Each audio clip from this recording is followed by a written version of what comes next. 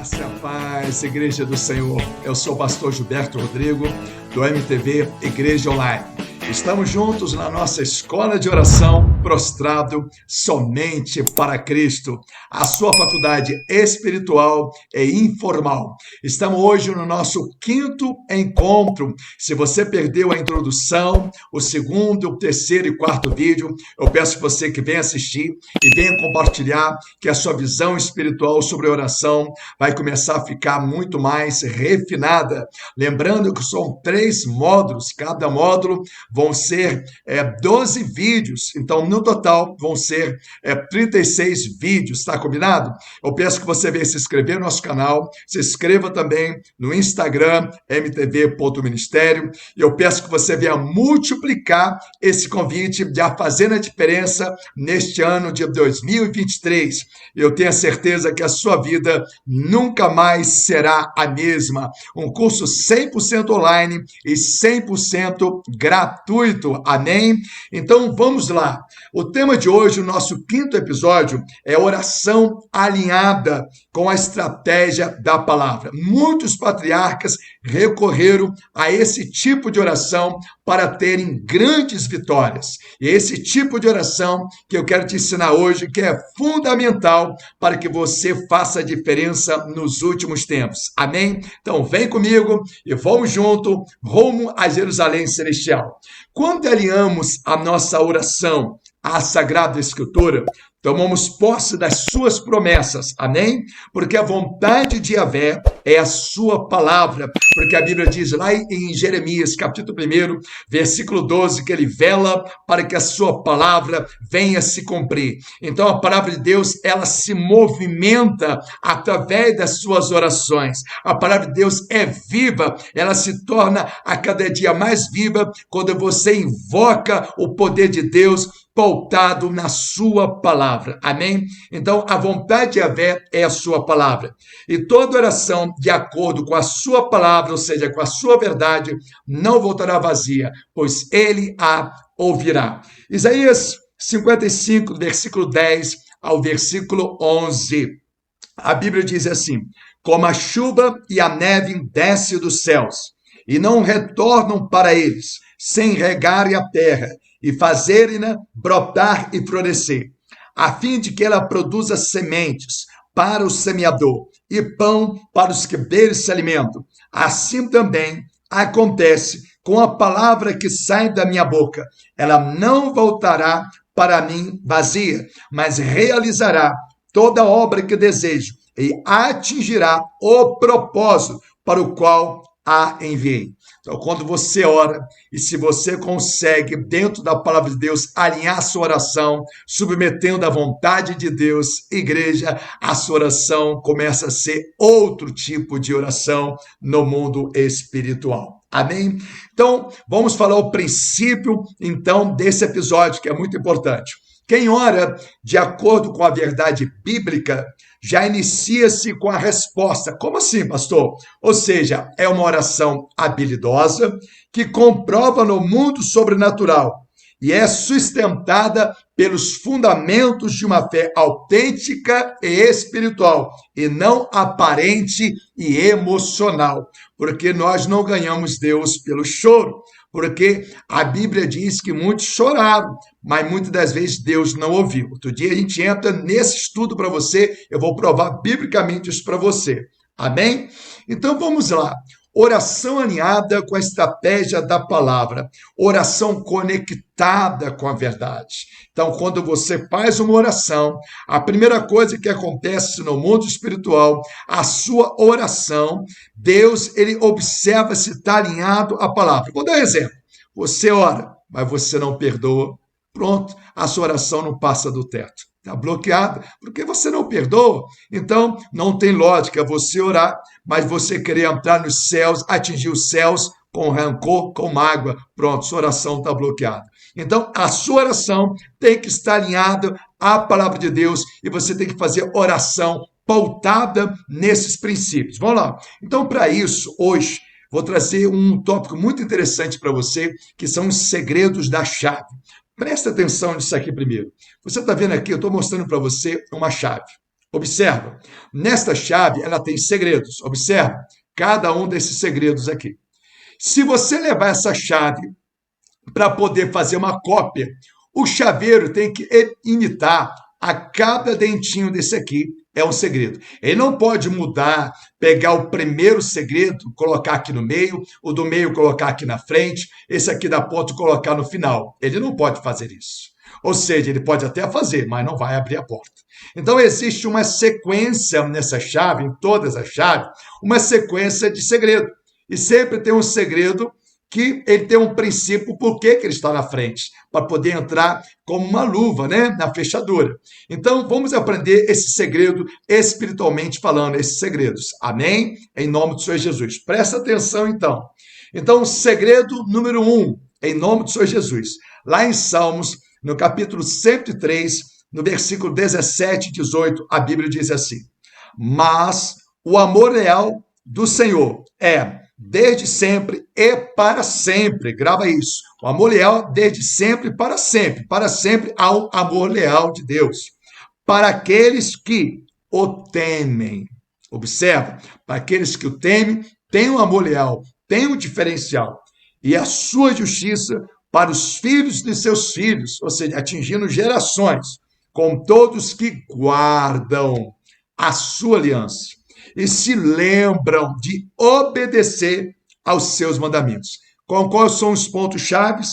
Temor a Deus, guardar a aliança, lembrar de aplicá-la e obedecer na hora de você exercitar aquilo que você lembrou, aquilo que você teve temor. Então, cada momento, vou dar um exemplo para você. Havia, por exemplo, 5 pedrinhas, por exemplo, lá no alforje lá de Davi. Eu imagino você pensando o nome de Yahvé, chama maravilhoso, conselheiro, Deus forte, Pai da eternidade e príncipe da paz. Eu imagino Jesus lá, 5 letras, né? Mas eu imagino em cada pedrinha, vamos imaginar aqui, cada pedrinha tendo uma função específica. Um momento de maravilha, um momento de príncipe da paz, mas ele precisava da pedrinha do Deus forte. Então, cada momento específico, você precisa de uma arma específica. Ou seja, por exemplo, um marceneiro vai ter momento que ele vai precisar da chave de fenda ou de uma plana. Assim, o pedreiro tem momento que ele vai precisar da enxada, tem momento que vai precisar de outras ferramentas, dependendo do contexto da obra. Assim no mundo espiritual também. Você tem que saber utilizar, ou seja, manusear a palavra de Deus através de sabedoria. Assim acontece na oração. Então você tem que ter temor a Deus, você tem que guardar a sua aliança, você precisa lembrar e obedecer para quando você orar, a sua oração é uma oração de um obediente. Porque a Bíblia fala que muitas vezes Deus tapa os ouvidos. E a pessoa, ela ora, mas parece que as coisas não estão acontecendo. Nós temos persistido nessa tecla que a gente tem que observar o segredo da chave. É como se a gente quisesse mudar, inverter as posições. Ou seja, buscar todas as coisas em primeiro lugar e depois o reino do céu e justiça. Não vai dar certo. Então, em primeiro lugar, o segredo é o quê? É o reino dos céus. O segredo é o quê? A comunhão com Deus. Então, nunca esqueça desse detalhe. Vamos lá, o segredo da segunda chave. O segundo princípio aqui, interessante, mas que faz parte de pautas espirituais que estão alinhadas. Vamos lá. Salmo 103, do versículo 2 ao versículo 6. Presta muita atenção nisso aqui. Bendize, ó minha alma, ao Senhor, e não te esqueças de nenhum dos seus benefícios. Olha só que lindo, hein? O próprio Deus, nas Sagradas Escrituras, ele fala para mim e fala para você. Olha, você não pode esquecer de nenhum dos benefícios que eu ofereço para você. Então vamos ver qual que vai estar como carro-chefe em primeiro lugar. Lembrando que a palavra salvação no grego, no original, significa sozo. Sozo significa salvar, curar, libertar, transformar a vida. Grava isso no seu coração. Então vamos lá. Não te esqueça de nenhum de seus benefícios.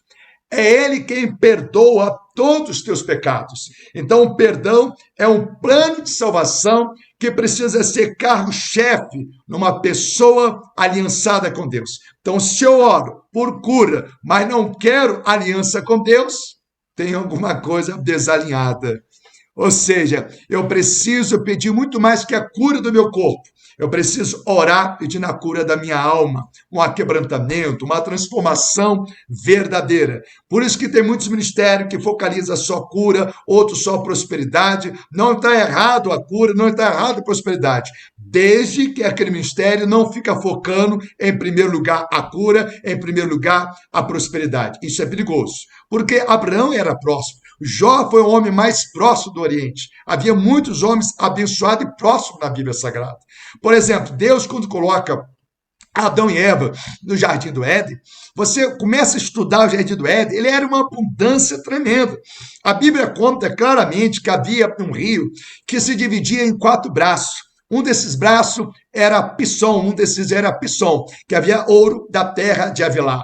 Então, havia o melhor para os seus filhos.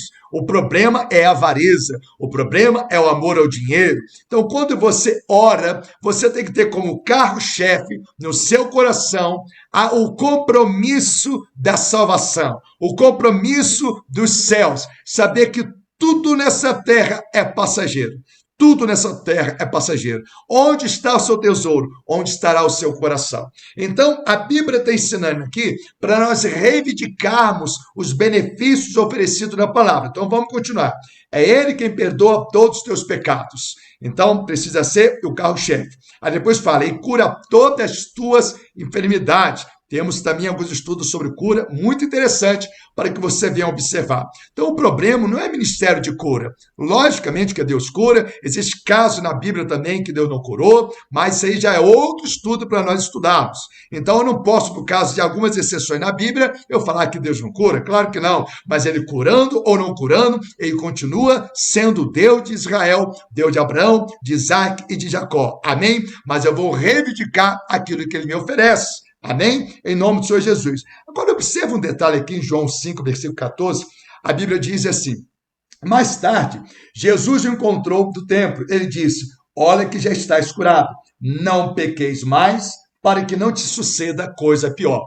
Então, o próprio Senhor, ele condicionou aquela cura na manutenção da comunhão com Deus. Então, a comunhão com Deus faz uma diferença enorme. Ah, pastor, mas a Bíblia diz também que um dia perguntaram para Jesus, Senhor, quem pecou, ele e seus pais? Qual foi a resposta? Nem ele, nem seus pais. Mas foi para que manifestasse nele as obras de Deus. Ou seja, quais são as obras de Deus? Eu tenho que olhar para a cruz. Quando eu olho para a cruz, eu vou ver a salvação, em primeiro lugar. Eu vou ver, quando eu olho à frente de Jesus, eu vejo salvação. Quando eu olho as costas de Jesus, eu enxergo cura, porque sozo é perdão, sozo é cura, é libertação, é a transformação. Então, a gente vai sempre orar e sempre falar, Deus, eu creio que o Senhor é um Deus que perdoa. Eu creio que o Senhor é um Deus de misericórdia. Aí as pessoas oram, as pessoas creem, mas muitas vezes a pessoa não ora. Eu creio que o Senhor curar, não, se for da vontade de Deus. Deus mostrou que é a vontade dele perdoar, é a vontade dele curar. Mas se ele não curar, ele continua sendo Deus. Grava isso no seu coração. Você vai ver o caso de Eliseu, até depois de morto as pessoas eram curadas, ele morreu com aquela doença, mas ele foi até o fim, exercitando a fé, exercitando a esperança, e muitas pessoas eram curadas, transformadas através da vida dele. Então, esse é os grandes desafios da fé, que você não vai entender tudo, mas você precisa exercitar a fé, você entendendo ou não entendendo. Porque assim como não entendemos conforme uma criança no ventre de uma mulher, não entendemos todas as coisas que Deus faz. Está lá em Eclesiastes. Então, a Bíblia vai dizer assim, ele que perdoa todos os seus pecados, cura todas as tuas enfermidades. Depois você dá uma lida lá em Mateus 4, 23, que vai dizer que indo Jesus para os lados da Galileia, então a Bíblia fala que foi curando toda sorte de doença e enfermidade, e ele curava todos. Aí vai mostrar doenças físicas, emocionais, doenças de nascença, assim como cego de nascença, como coxo de nascença, era limitado pela ciência, não era uma doença espiritual, e Deus não se limitou. Lembrando também que Deus curando ou não curando, continua sendo Deus, mas cabe a nós reivindicarmos até a morte. Por exemplo, exemplo, você vai ver que aquele homem que estava na cruz ao lado de Jesus, titulado como ladrão, ele não passou para o batismo. Então, eu não posso agora criar doutrina que não precisa se batizar.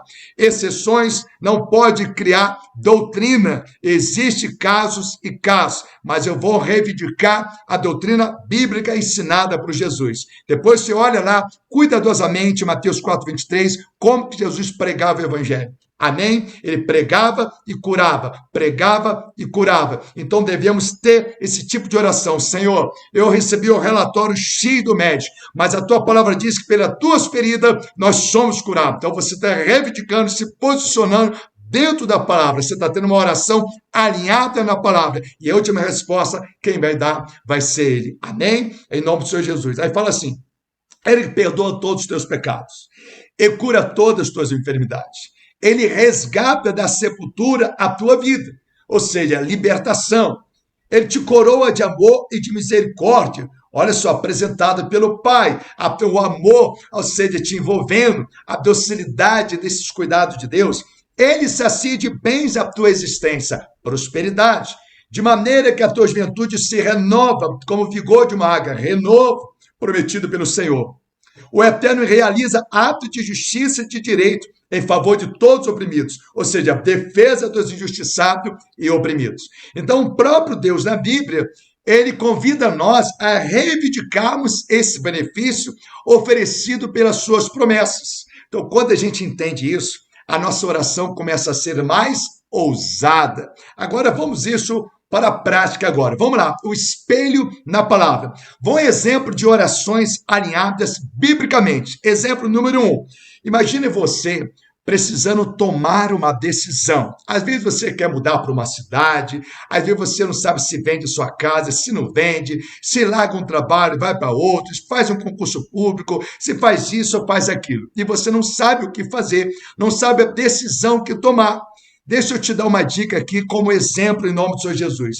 Aí você diz assim na sua oração: Senhor, a tua palavra diz, instruir-te-ei e te guiarei no caminho a seguir. Os meus olhos estarão sobre ti para aconselhar-te, assim como fala em Salmos, capítulo 38, versículo 8. Senhor, assim como fala na tua palavra, que o Senhor é conselheiro, Senhor, abre a minha mente, abre meu entendimento. Senhor, me dá discernimento. Então você está fazendo uma oração e alinhando essa oração dentro de um ensinamento bíblico. Isso é uma oração alinhada biblicamente. Você está sujeitando a sua oração dentro de contextos bíblicos que reporta a sua história. Teologicamente, isso é conhecido como querigma. Grava isso. Por exemplo, você está diante de uma grande batalha, uma grande guerra espiritual.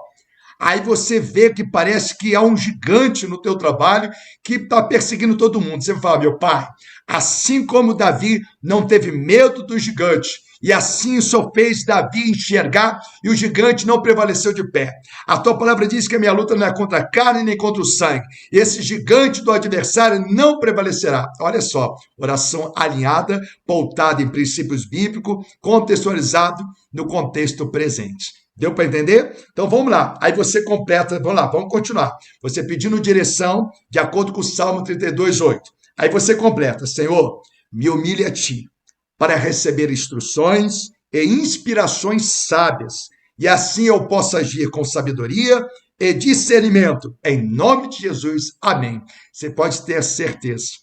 Daqui a pouco a sua mente vai começar a florescer. Você já viu, já teve a experiência, de repente, no colégio? Você estava fazendo uma conta de matemática, por exemplo, já aconteceu isso comigo várias vezes. Você está fazendo uma conta de matemática, sua cabeça está quente, não consegue entender. Você deitou na cama, aí depois você colocou a mão na consciência. Ah, já sei! Eu já sei o que eu estou errando.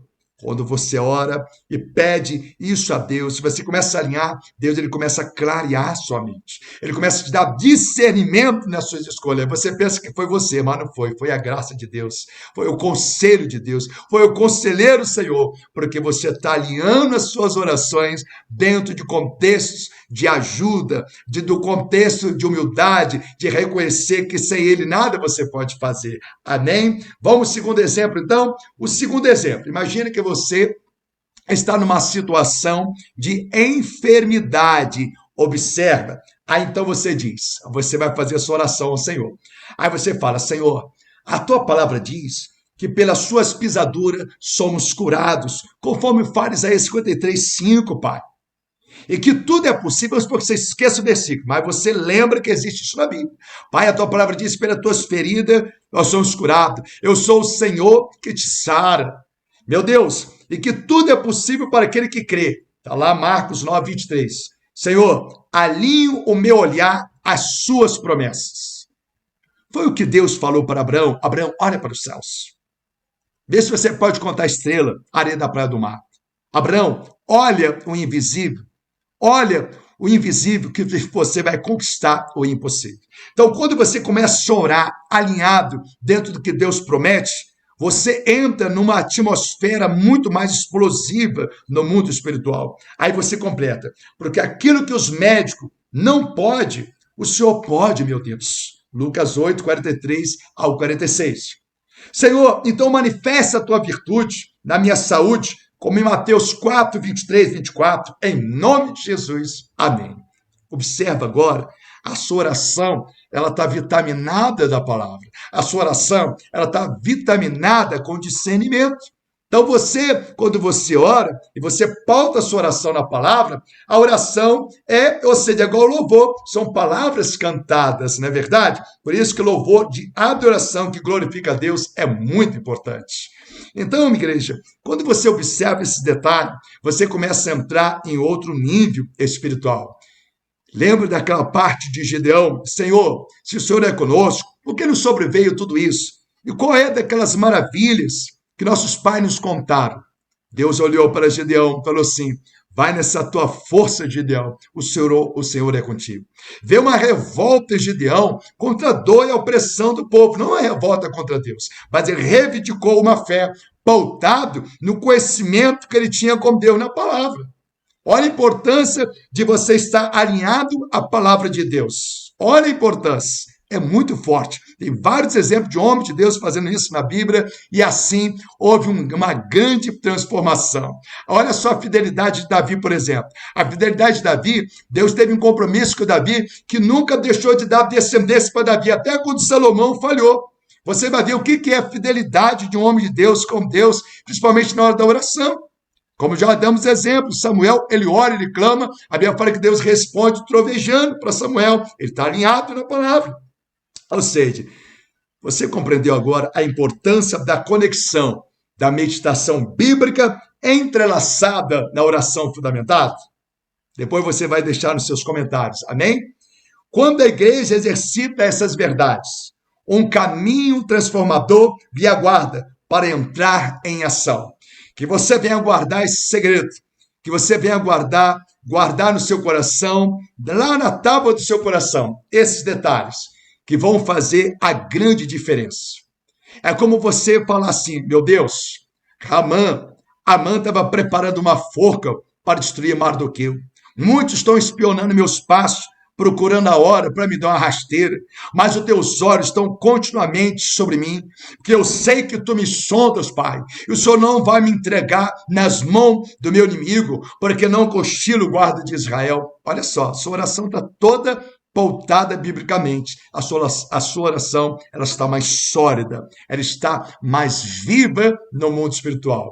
Que você venha guardar esse recado e assim sucessivamente. Você tem que buscar na palavra, dentro do contexto de uma batalha que você está enfrentando, e traduzir essa palavra dentro da sua realidade, dentro do seu desafio. Ah, pastor, é inveja. A Bíblia tem várias palavras sobre inveja. Ah, pastor, é traição. José foi traído, mas ele superou. José foi injustiçado, mas Deus honrou. Pai, assim como o Senhor honrou José, ele deu a volta por cima, eu creio que eu vou dar a volta por cima na minha vida. Olha só, você está tendo agora outro tipo de oração. Então, tenha apego à palavra de Deus, que você, quando orar, a sua oração vai ser uma oração muito mais sábia e transformadora em Cristo Jesus.